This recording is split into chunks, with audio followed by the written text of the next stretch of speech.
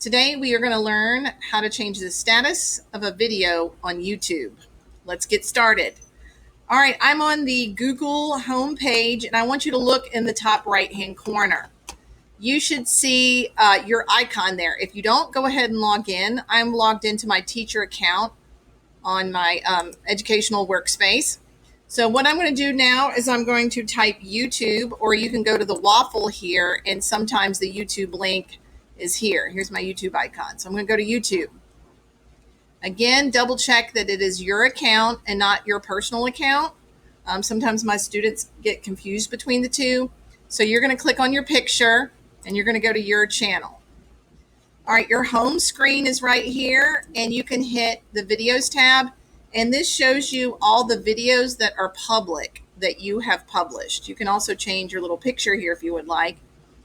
However, if you're looking for your private or unlisted videos to change the status of, you're going to need to click the Manage Videos tab. So let's click on that.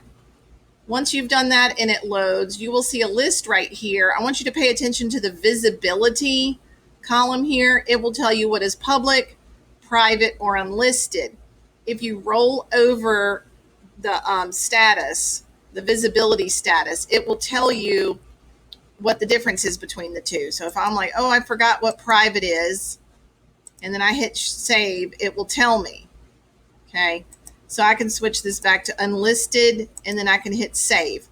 Now, what's the website address? You can click the edit button, or you can just click on the picture.